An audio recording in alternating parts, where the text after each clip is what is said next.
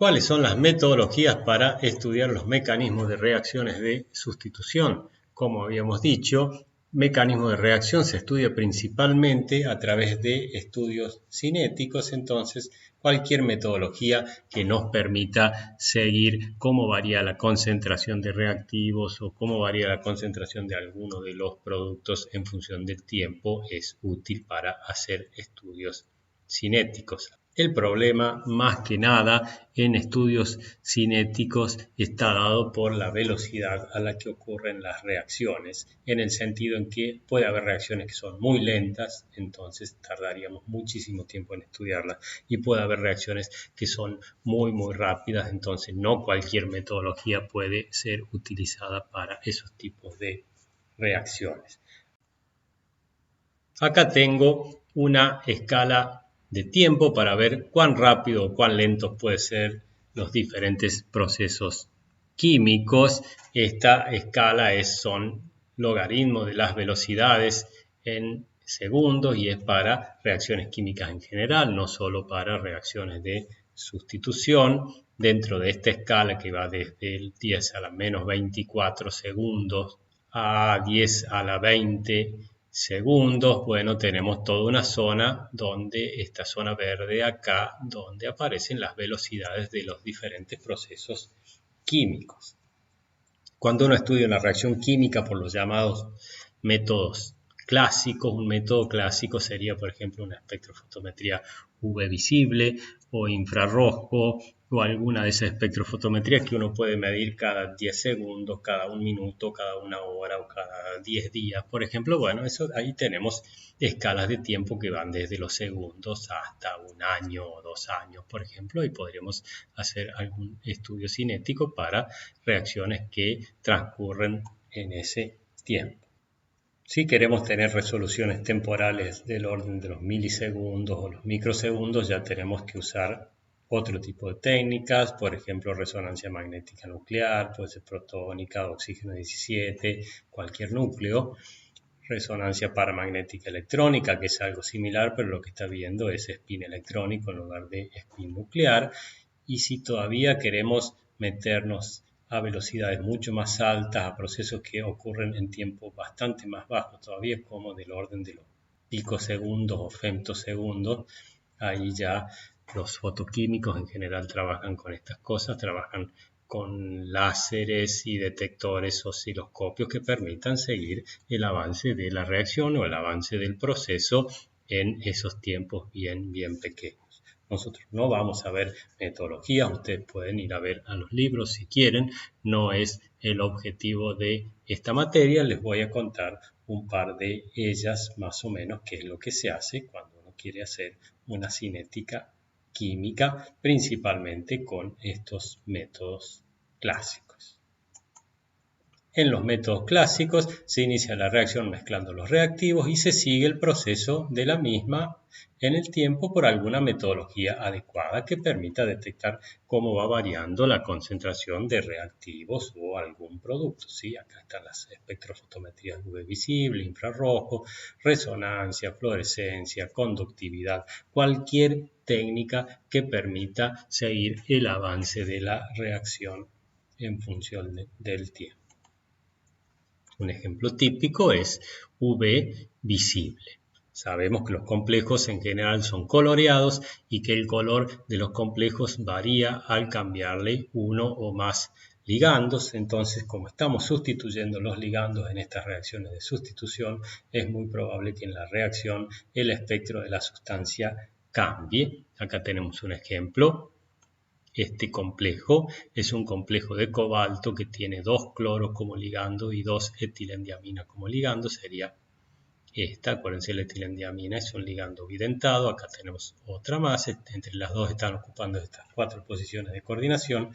Y tenemos 2 cloruros en posición trans. Por eso es el complejo, este es el complejo trans. Y la reacción que estamos evaluando en este caso es la reacción de sustitución de uno de esos cloruros por una molécula de agua. Fíjense que en el producto de la reacción queda un solo cloruro, quedan las 2 etilendiaminas y entró una molécula de agua, que este sería el ligando entrante, y ahí uno de los cloruros se fue como ligando saliente. El espectro del reactivo es este que está por acá, que viene por ahí, y el espectro del producto es este que tenemos acá. Entonces, si empezamos a tiempo cero la reacción, el espectro va cambiando y podemos ir siguiendo la absorbancia acá, o la absorbancia acá, o la absorbancia acá, en función del tiempo, y fácilmente podemos graficar la variación de la concentración, ya sea de productos o de reactivos, en función del tiempo. Tenemos velocidades y ahí ya podemos hacer un estudio cinético de el proceso. Como V visible, cualquier técnica entonces que permita seguir en función del tiempo cómo va variando alguna de las concentraciones es buena para hacer un estudio cinético. Una técnica que es muy utilizada es la técnica de resonancia magnética nuclear, tanto de protones como de cualquier otro núcleo. Y acá tenemos algunos ejemplos. En general, los desplazamientos químicos de las moléculas del solvente, agua en este caso, coordinadas al catión central, son diferentes a las moléculas del seno de la solución. Y acá tenemos un espectro de RMN para, déjenme ver, perclorato de galio 3, 1,29 molar. Esta señal acá corresponde a las aguas que están en la primera esfera de hidratación del galio 3, a las que están directamente coordinadas, y estas aguas de acá, esta señal de acá, corresponden a las aguas del seno de la solución. Entonces, si ponemos una solución de galio 3 en agua y estamos sustituyendo algunas moléculas de agua por otro ligando, lo que vamos a ir viendo es una disminución de esto en función del tiempo y podemos hacer un estudio cinético. Acá es lo mismo, esto es para perclorato de cobalto 2, de nuevo esta es la señal de las aguas coordinadas y esta es la señal del seno de las aguas del seno de la solución, y estos son otros ejemplos similares. La resonancia magnética nuclear es muy útil también para estudiar la sustitución de moléculas de agua que están coordinadas al catión central, por ejemplo en este caso, por moléculas de agua que están en el seno de la solución. Supongamos que tenemos este complejo hexacuo níquel 2 disuelto en una solución acuosa. Acá tenemos bien distinguidas las moléculas de agua de la primera esfera de coordinación y después tenemos las moléculas del solvente. Este catión está continuamente intercambiando sus moléculas de agua de la esfera de coordinación con las moléculas de agua del solvente. Y la espectroscopía RMN nos permite estudiar bastante bien cómo es la velocidad de sustitución, la velocidad de intercambio se llama en este caso porque son moléculas iguales, sale una de un tipo y entra otra molécula del mismo tipo. La espectroscopia RMN nos permite estudiar bastante bien entonces la velocidad de estos procesos. Si la velocidad de intercambio acá es lenta respecto al tiempo que se tarda en adquirir el espectro RMN, uno puede resolver muy bien, como veíamos en la transparencia anterior, las señales de las moléculas coordinadas al catión y la señal de las moléculas que están en el seno de la solución. Pero si la velocidad de intercambio acá empieza a ser cada vez más rápida, empiezan a solaparse estas bandas y llegan a generar una sola banda bien ancha. Esto, en lugar de ser algo no deseado, es algo bastante deseado porque a partir del ancho de estas bandas uno puede tener muy buena información acerca de la velocidad de intercambio de las moléculas. Acá hay ejemplos para, en este caso es un complejo de magnesio porque es una solución de perclorato de magnesio en agua a diferentes temperaturas, a temperaturas bien bajas, la velocidad de intercambio es lenta, entonces se puede resolver bien el espectro. Cuando la temperatura aumenta ya empiezan a solaparse las bandas y se genera una banda más ancha acá. Viendo cómo varía el ancho de estas bandas en función de la temperatura se puede obtener información acerca de la velocidad de intercambio entre moléculas de agua del solvente y las moléculas de la primera esfera de coordinación. sobre este tipo de velocidades de intercambio es sobre lo que más se ha trabajado y se poseen muchísimos datos prácticamente para todos los elementos metálicos de la tabla periódica. La resonancia magnética nuclear no solo permite seguir protones, sino que también otros núcleos activos al RMN. Por ejemplo, acá hay un caso donde se sigue la señal de oxígeno 17. Y el complejo es, espero que lo puedan ver bien, es un complejo de tecnesio octaédrico. Tiene 3 ligandos monóxido de carbono y 3 ligandos agua.